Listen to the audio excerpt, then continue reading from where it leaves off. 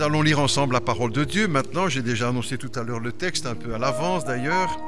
Nous saluons aussi toutes les personnes qui nous rejoignent sur Internet. Nous l'avons mentionné déjà dans notre prière, puisque chaque semaine, nos cultes sont enregistrés. En tout cas, la prédication est enregistrée pour pouvoir être diffusée sur Internet. Et nous nous réjouissons aussi de cette nouvelle étape dans la vie de notre Église, que cette parole puisse être portée là, dans le monde entier.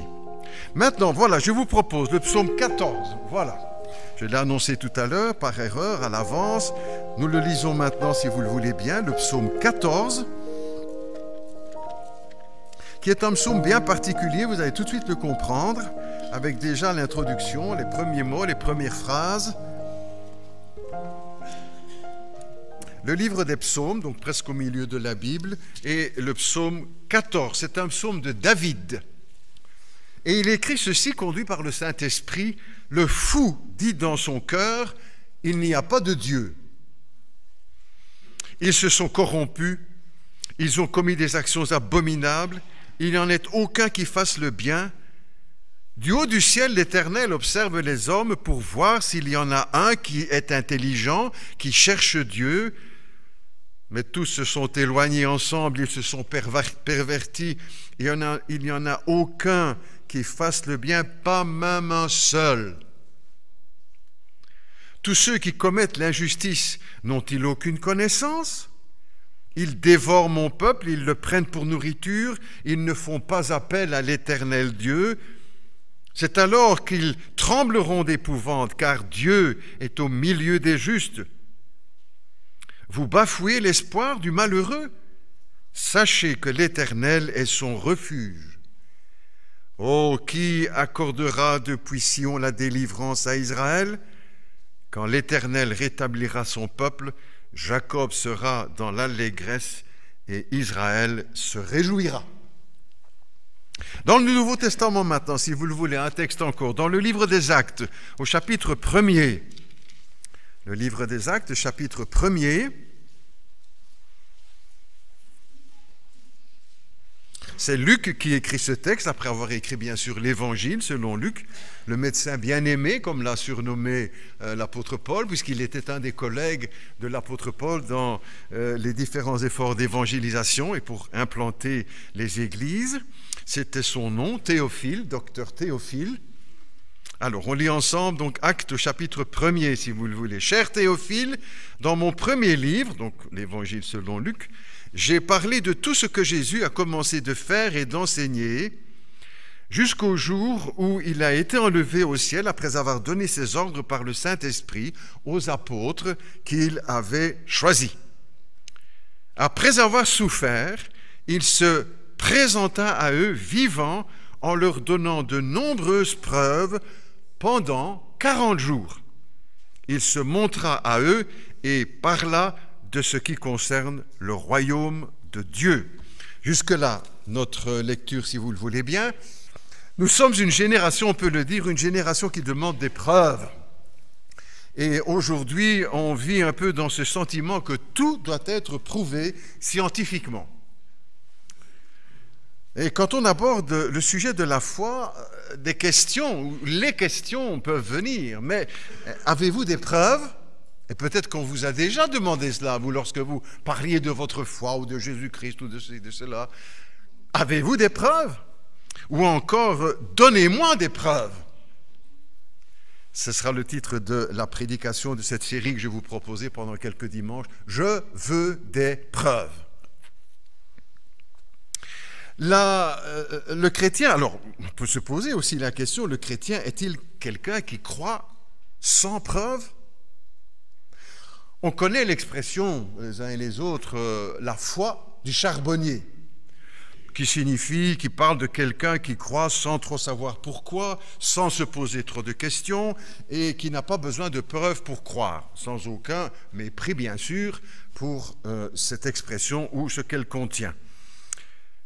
Beaucoup de personnes voient d'ailleurs tous les chrétiens un peu comme cela, comme des personnes, comme le chrétien, comme quelqu'un qui ne réfléchit pas trop, qui ne se pose pas de questions, qui est prêt à tout gober et à tout avaler sans preuve. En général, les gens nous voient un peu de cette façon. Or, si l'on regarde dans la Bible, on constate que la parole de Dieu dit l'inverse de cela. Le chrétien, c'est quelqu'un qui croit aux preuves que Dieu a données. Le chrétien est quelqu'un qui croit aux preuves que Dieu a données. La Bible nous enseigne ainsi qu'il est raisonnable de croire. La foi a quelque chose à voir aussi avec la raison. Quand les étudiants sont dans les écoles de théologie, en institut biblique ou en faculté de théologie, ils doivent suivre des cours, ou en tout cas un cours d'apologétique, qui est aussi une science, la science de l'apologétique.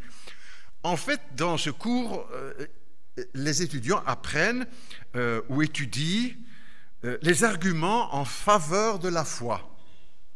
En faveur de l'existence de Dieu, ils étudient les preuves de l'authenticité des textes sacrés, les preuves historiques, archéologiques, philosophiques, scientifiques, etc. C'est un cours qui fait partie de la formation des pasteurs, des évangélistes et des missionnaires. Mais ce n'est pas seulement pour ceux et celles qui étudient ou qui se préparent pour un ministère ou qui étudient la théologie qu'on découvre, on apprend ces choses. Il y a 2-3 ans, la revue Le Vif l'Express, qui n'a rien à voir avec les milieux chrétiens, bien sûr, Le Vif l'Express a consacré un des thèmes de contenu de la revue, avec un titre en première page, Dieu, avec de grandes lettres, n'est-ce pas, pour presque couvrir la page, Dieu, 10 raisons de croire. Et puis à l'intérieur, quelque part, je lis juste le début, n'est-ce pas, 10 raisons de croire en Dieu. Et le commentaire, de plus en plus d'intellectuels ou d'écrivains s'en réclament de Dieu. Les scientifiques continuent de spéculer sur son existence, les athées militants contribuent à la polémique. N'en déplaise à Nietzsche, le philosophe athée, Dieu n'est pas mort. Peut-on raisonnablement faire l'inventaire des raisons de croire? Point d'interrogation. Oui, on le peut. Le Vif l'Express, hein? Ce n'est pas un journal ou une revue chrétienne ou un commentaire d'un pasteur. Ce ne sont pas ces 10 raisons-là que je vais retenir, bien sûr. Ce n'est pas là l'objet de la prédication de ce matin. Cette démarche non plus de vouloir ou de tenter de prouver l'existence de Dieu, la véracité de la parole de Dieu, tout ça n'est pas nouveau. Déjà au XVIIe siècle et même avant encore, mais Blaise Pascal, savant chrétien, que Jacques Attali avait écrit un livre sur lui en donnant comme titre « Le génie français », il aurait pu mettre « Le génie chrétien » ou « Le génie français chrétien » parce que à la fois, Pascal était génie et en même temps profondément chrétien, savant et croyant. Alors ce savant avait préparé, ce chrétien avait souhaité préparer ou écrire un livre d'apologétique, de défense de la foi chrétienne. Donc il a rédigé tout au long de sa vie, qui fut courte, il est mort à 39 ans, il a rédigé toute une série de textes qu'il a notés un peu à gauche, à droite, et ces textes ont été rassemblés, comme il est mort jeune, on n'a pas eu le temps de préparer son ouvrage, son livre comme prévu, mais ses successeurs, la famille a rassemblé les textes qu'il avait rédigés, les phrases, et les ont édités également, c'est ce qu'on appelle aujourd'hui les pensées de Pascal. Et dans cet ouvrage, il défend bien sûr la foi chrétienne, il donne des arguments. Et c'est quelque chose de très agréable à lire, ce n'est pas un bouquin de 500 pages qu'il faut commencer à la première jusqu'à la dernière pour dire « Ah, voilà, maintenant je comprends ce qu'il a voulu dire ». Ce sont toutes des petites phrases, parfois de petits paragraphes, des courts paragraphes, dans lesquels il donne des arguments, des preuves qui justifient la foi du chrétien, qui justifient Dieu dans ce qu'il a donné comme preuve. Ce sont des petites phrases courtes, on pourrait dire, des éclairs de la logique contre les ténèbres de l'incrédulité. Pendant plusieurs années, je crois d'ailleurs, ce livre a été vraiment mon livre de chevet. Je ne me mettais pas à lire 400 pages, mais quelques phrases, des perles, n'est-ce pas, pour encourager, pour édifier, pour attester l'authenticité de la foi chrétienne. Je vous encourage d'ailleurs, si vous avez l'occasion de trouver ça en librairie ou en bibliothèque, de le lire. Alors, d'autres écrits ont eu le même objet de défendre la foi chrétienne, de Paul Claudel, Jean-Jacques Rousseau, Chateaubriand aussi, avec son livre « Le génie du christianisme », comme il a donné comme titre. Mais plus près de nous encore, dans une autre revue non chrétienne, la revue Science et Vie, qui aussi n'a rien à faire avec les milieux chrétiens, c'était un numéro spécial qui a été consacré à cette démarche apologétique et qui avait pour titre « Jésus-Christ, ce que disent l'archéologie et l'histoire ». Et c'était donc dans le même sens, la même démarche, faire le point, rassembler les preuves extra-bibliques, archéologiques, historiques, sur le Christ. La revue était consacrée d'ailleurs à cela, c'était l'objet de... Alors, nous n'aborderons pas le sujet sur cet angle-là, vous vous en doutez, nous l'approcherons sous un autre angle, mais en même temps, en retenant le mot preuve ou le verbe prouver, parce qu'il se trouve aussi dans l'Écriture, bien sûr. Dieu est un Dieu qui veut aussi prouver, et qu'il ne nous demande pas de croire sans preuve. Je reviens à ce que je disais tout à l'heure, aussi, la foi pourrait être vue comme en fait croire les preuves que Dieu a données. Nous commençons, si vous le voulez bien, avec un texte de l'Écriture, bien sûr, dans l'Épître aux Romains, texte bien connu, mais peut-être parfois nous ne saisissons pas tout à fait le premier terme qui est employé, les premiers termes.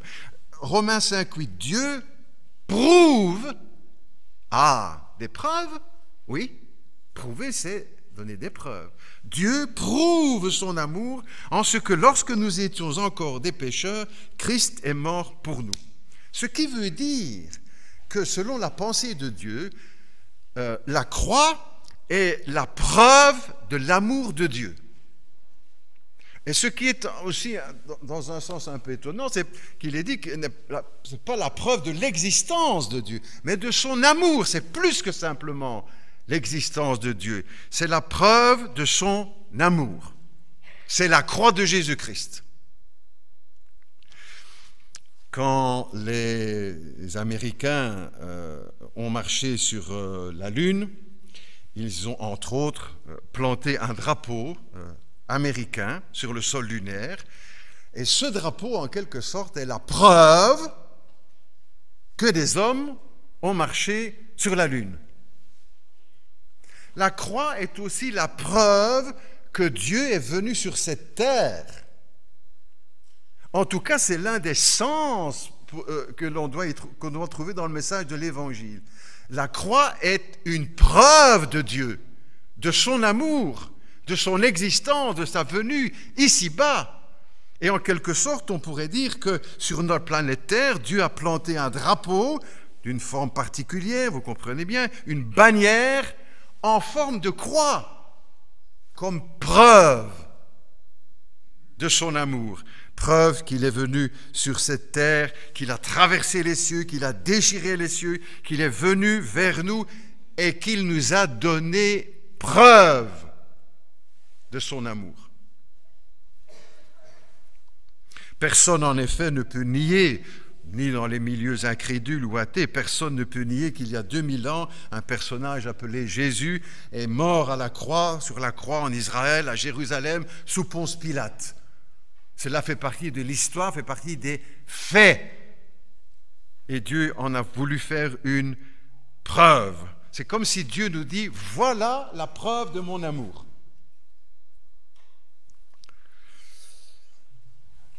Mais la question vient aussi après, qui va croire la preuve? Qui va croire la preuve? Les hommes souvent demandent des preuves. Moi, j'aimerais bien que Si Dieu me guérit, ça sera la preuve qu'il existe et qu'il m'aime. Parfois, les gens disent ça, n'est-ce pas? Ou si je gagne au loto et que j'ai fait une petite prière avant, ça c'est la preuve que Dieu répond, que Dieu m'aime, que Dieu... on entend des choses semblables, bien sûr. Cela nous rappelle que la croix de Jésus-Christ, Dieu a voulu en faire une preuve. Et que chaque fois que nous voyons la croix, que ce soit sur les églises, dans les cimetières, pendu à une chaîne, à un cou, chaque fois nous devrions penser, je ne sais pas si vous le faites, je ne le fais pas non plus chaque fois, ça c'est une preuve. Ça c'est la preuve de Dieu. Ça c'est la preuve de l'amour de Dieu. C'est ainsi que Dieu l'a voulu en tout cas.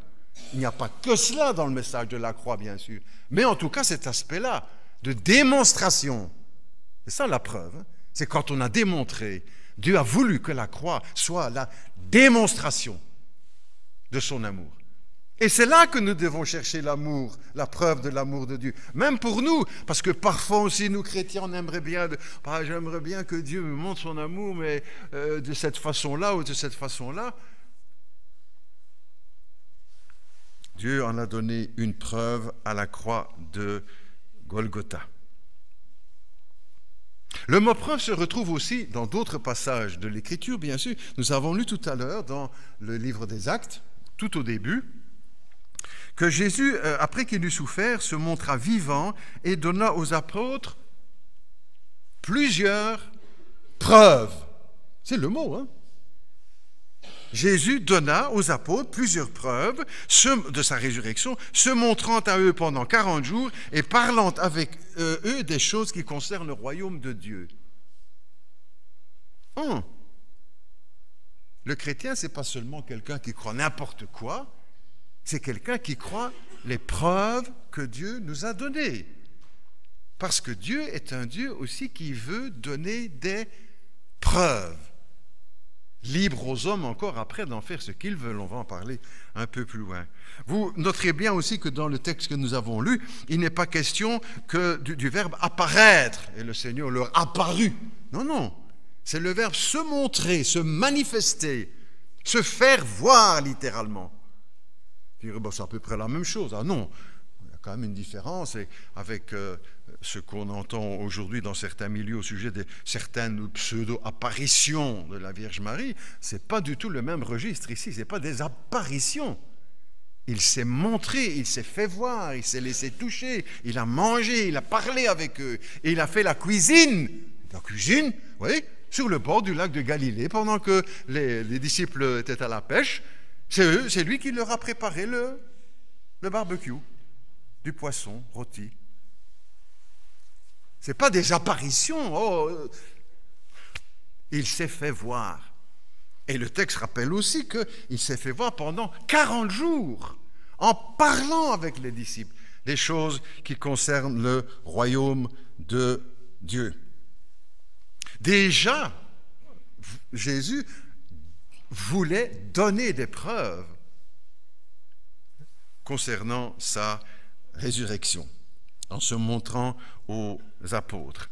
Et Thomas, lui, en a voulu encore un peu plus. Thomas, c'est un peu, on pourrait dire, pas dire le premier matérialiste, parce qu'il y en avait avant lui certainement, mais en tout cas, dans le groupe des apôtres, ou peut-être celui qui l'était le plus. Il voulait des preuves, lui, tangibles. Il voulait toucher. Comme encore certains aujourd'hui qui nous disent, qui vous disent « Oh, mais bon, vous savez, je ne crois que ce que je vois. Et encore, il faut que je touche et que... » Thomas faisait partie de cela et il était dans l'équipe des disciples. L'apôtre Thomas voulait des preuves et quand les disciples lui disent, c'est le texte que notre frère a lu tout à l'heure, nous avons vu le Seigneur après sa mort et sa résurrection. Nous avons vu les 12 apôtres, les 11 en tout cas, puisque nous l'avons vu. Les 10 en tout cas, puisque Thomas dit, moi je veux des preuves. 3 preuves. Il dit, si je ne vois dans ses mains la marque des clous, 1. Si je ne mets mon doigt dans la marque des clous, 2. Si je ne mets ma main dans son côté, 3. Je ne croirai pas. Il exigeait en quelque sorte 3 preuves. Et puis, comme le texte nous dit, 8 jours après, le Seigneur se présente de nouveau dans la chambre haute avec les disciples qui sont là. Cette fois, Thomas est là avec eux. Et le Seigneur le prend à partie. Avance ici ton doigt, Thomas, et regarde mes mains. Avance aussi ta main, mets-la dans mon côté. Et ne sois pas incrédule, mais crois. Tu voulais des preuves? Les voilà. Tu voulais des preuves? Les voilà.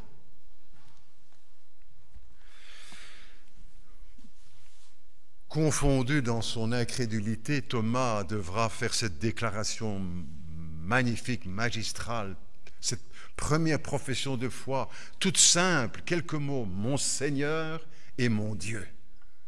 À Jésus-Christ. Ben, c'est la même profession de foi que nous. Hein? À Jésus-Christ, mon Seigneur et mon Dieu. Ah, cette fois-ci, il a vu, il a cru. Il a la preuve. Et il croit. Thomas a cru, il a reconnu son erreur, son incrédulité, il a eu tort de ne pas croire, il a eu tort de ne pas croire aux preuves dont lui avaient parlé les autres disciples. Il s'est trompé, il aurait dû croire, comme beaucoup encore aujourd'hui, qui veulent attendre de voir pour croire, ils ont tort. Peut-être qu'il y en a parmi nous, ou qui nous suivent à l'écran, ou sur les... et qui attendent de voir pour croire. Jésus ajoute, parce que tu as vu, tu as cru, heureux ceux qui n'ont pas vu et qui ont cru. Alors, que dira Jésus, toujours sur ce texte, en donnant à Thomas les preuves, en disant, voilà, touche, mets ta main, etc. Les 3 réponses aux 3 requêtes de Thomas. Pourquoi est-ce que Jésus ajoute, ne sois pas incrédule, mais crois? En lui montrant les preuves, qui ajoute ce commentaire, ne sois pas incrédule, mais crois. Pourquoi encore cela? Il n'y a pas besoin de dire ça, il avait tout pour les preuves. Pourquoi dire cela? Parce que même devant l'évidence, n'est-ce pas? Même devant la preuve, parfois, les hommes osent encore dire non, je ne crois pas. Le philosophe dont il a été fait allusion là tout à l'heure dans le texte que j'ai lu, le philosophe athée Friedrich Nietzsche, qui avait entre autres proclamé Dieu est mort, disait ceci: si l'on me prouvait l'existence de Dieu, je croirais encore moins en lui.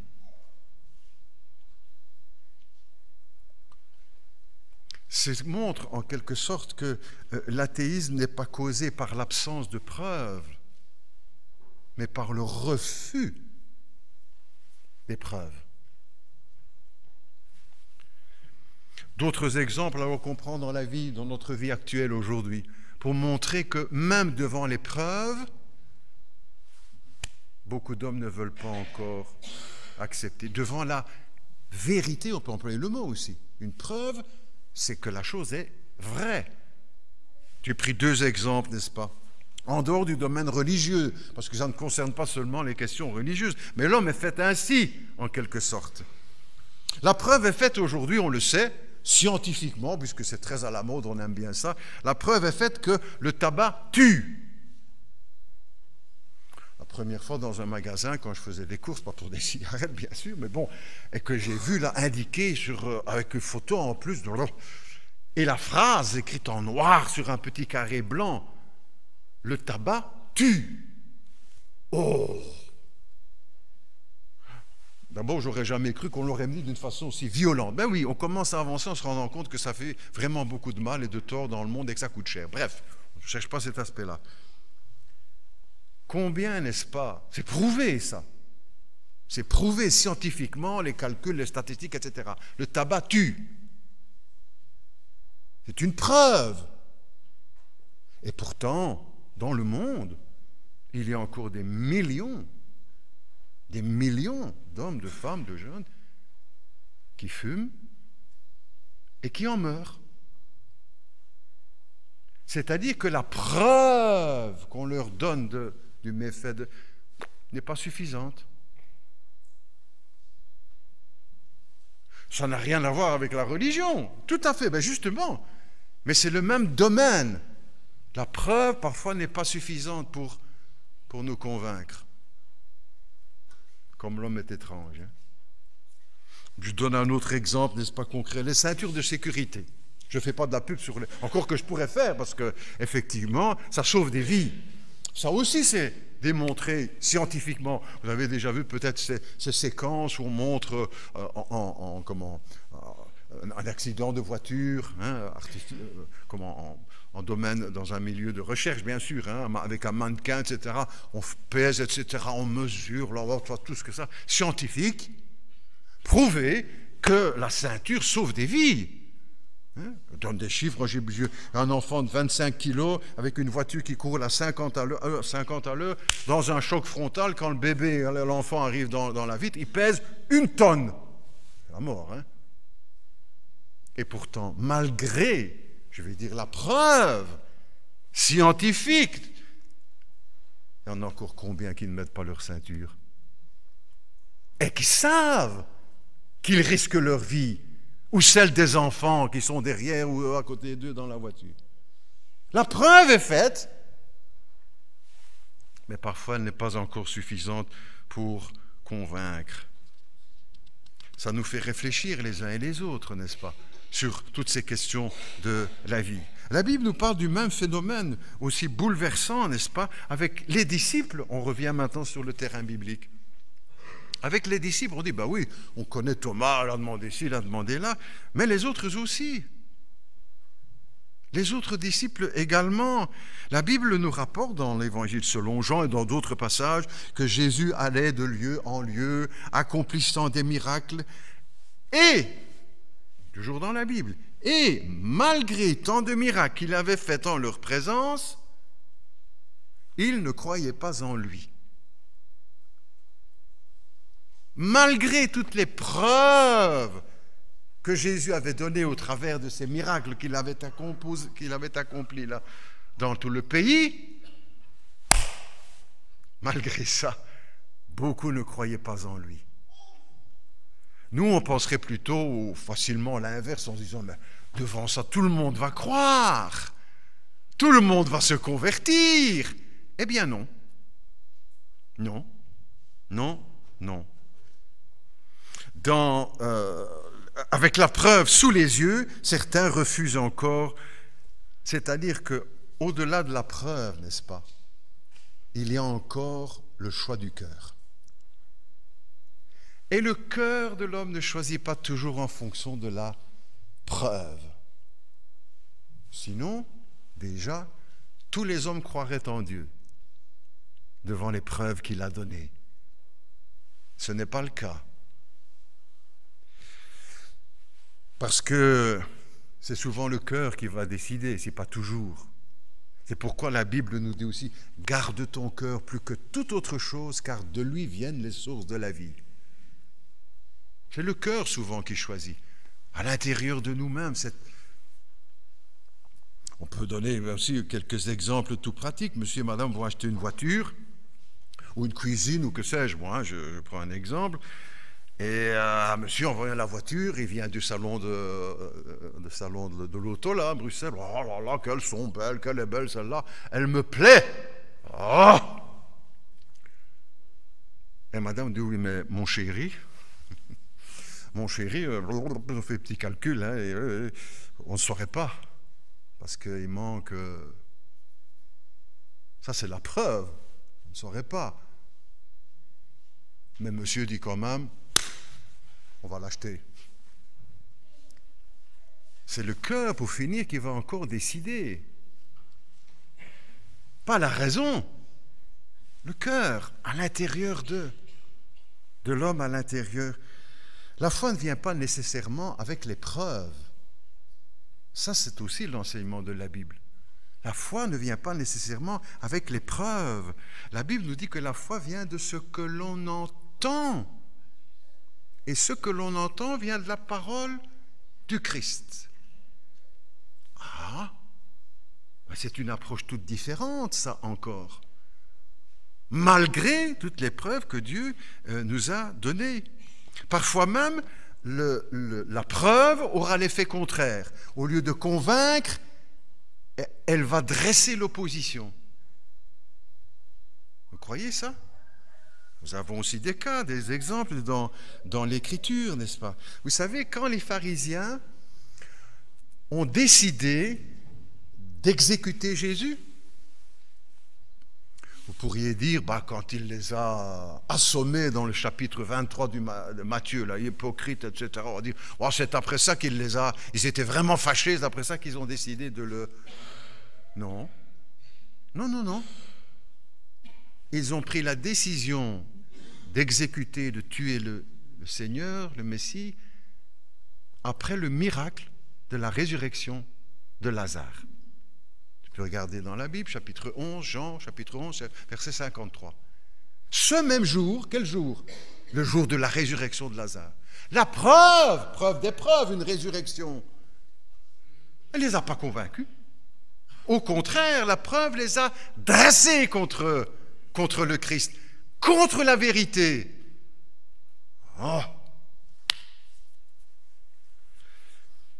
De même aussi, n'est-ce pas, parmi les apôtres, on les imagine comme des gros naïfs, prêts à avaler n'importe quelle couleur, comme on dit aujourd'hui. Mais la Bible ne les présente jamais comme ça, vous savez. Jamais. Au contraire, elle le présente comme des incrédules rebelles à la parole du Seigneur, aussi, malgré qu'ils avaient vu les miracles du Seigneur ou la résurrection. De même, après avoir touché, mangé avec Jésus au moment de l'ascension, vous lisez dans Matthieu 28, les derniers versets, au moment où le Seigneur remonte au ciel dans la gloire avec les grandes paroles, à les fêtes de toutes les nations. Il y a une toute petite phrase aussi qui a...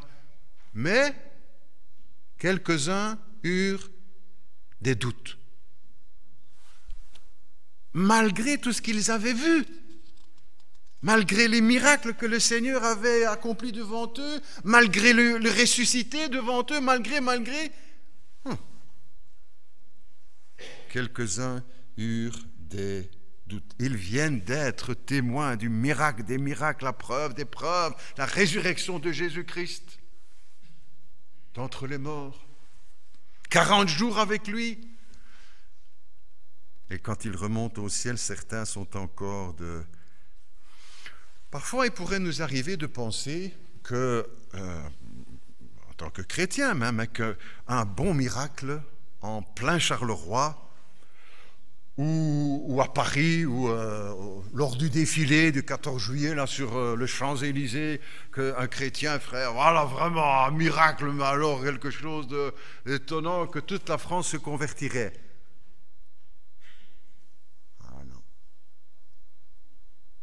Direz-vous, partout, vous ne croyez pas au miracle? Si, je crois au miracle, bien sûr. Mais ce n'est pas la preuve qui va mener nécessairement à la foi. Et nous avons tous les textes bibliques pour nous en parler. Les évangiles, malgré tant de miracles. Je me souviens, je vous raconte cette anecdote vraie. Évidemment, je raconte des histoires vraies, moi. Cette anecdote vraie, je suis à l'hôpital, il y a des années de ça, et je rends visite à un frère de l'église, je ne sais même plus qui, peu importe, ou une dame, je ne saurais pas dire, chrétienne. Je parle avec elle. Et le voisin de la chambre, malade aussi, on parle ensemble. Il est très ouvert, il est très jovial, on se taquine même un petit peu, très bien, bonne ambiance. On parle de la foi, évidemment. C'est le pasteur qui rend visite. Bonjour, pasteur, moi je ne crois pas du tout, etc. Et je lui dis, mais dites-moi, si je faisais là devant vous un beau miracle, vraiment que vous ne pourriez pas contester, qu'est-ce que vous prendriez comme décision? Qu'est-ce que vous diriez? Et il réfléchit un petit peu, il ne répond pas tout de suite.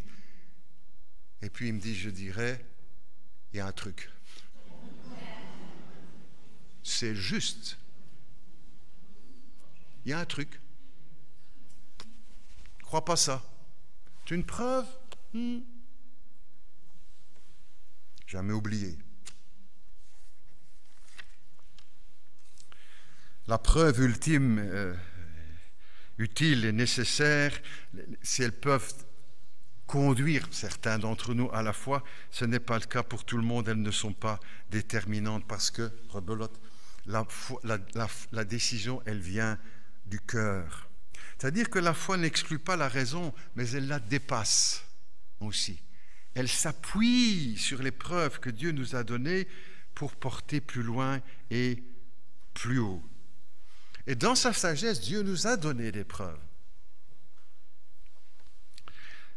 de son existence, dans la création elle-même, qu'il est le créateur. Il a laissé sa signature partout. J'aime bien cette expression, je ne sais pas de qui elle pourrait être. Il a laissé sa signature partout. Dieu, Dieu, Dieu.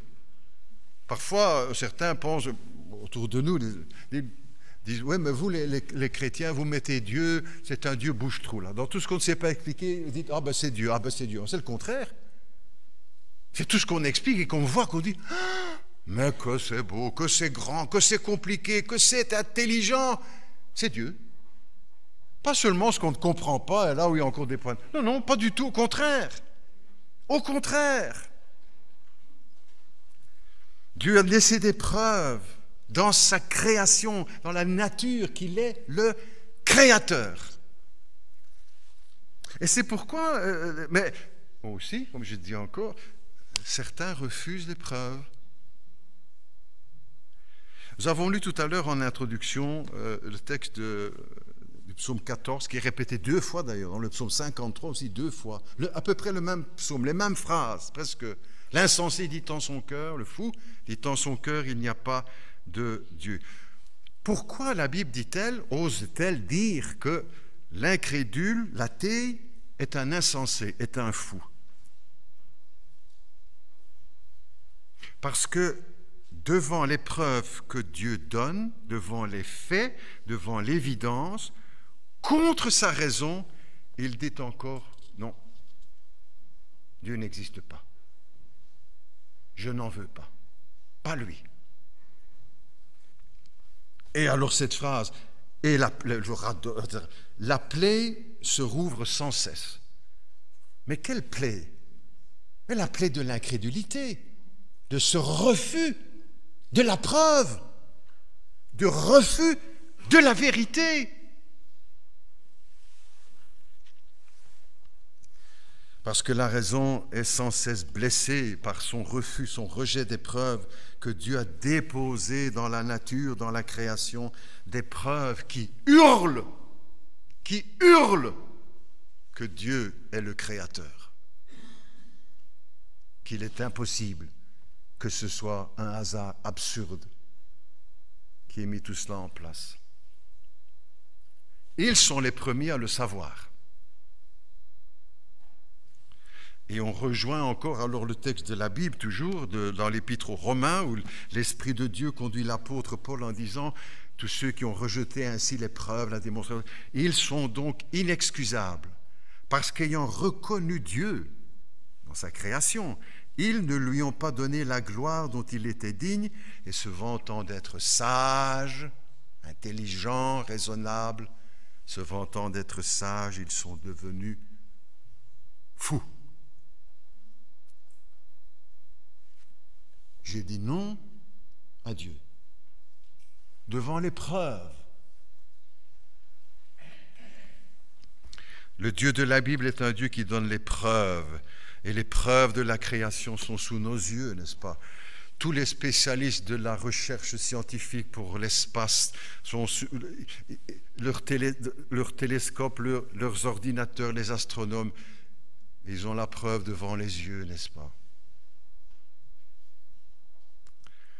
Tous les microscopes, les chercheurs de l'infiniment petit, leurs ordinateurs, les biologistes, les généticiens, ils ont la preuve sous les yeux. Mais ils disent non. Tous les hommes, en regardant aussi dans la nature, ont la preuve devant les yeux. Ils disent non.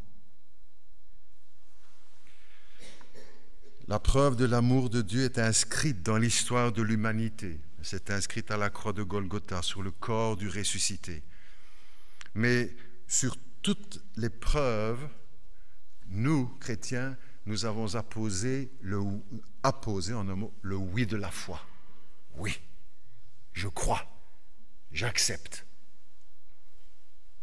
je me confie.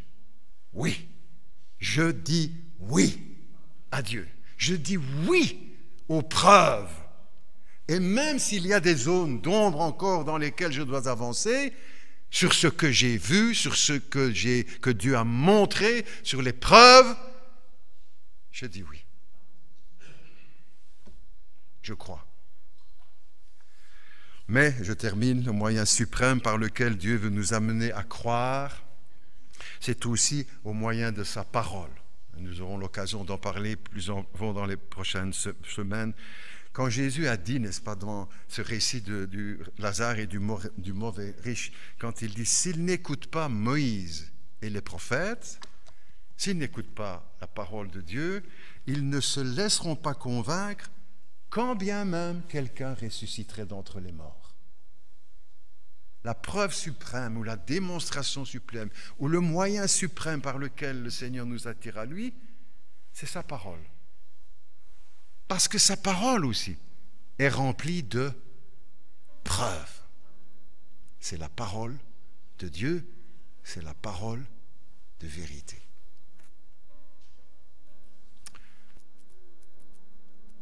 Père Céleste, nous te prions pour que ton œuvre s'accomplisse dans les cœurs, dans nos cœurs, pour ceux qui sont convaincus qu'ils le soient encore davantage, et pour ceux qui ne l'étaient pas encore vraiment, pour qu'ils puissent l'être et recevoir les preuves, le témoignage de Dieu.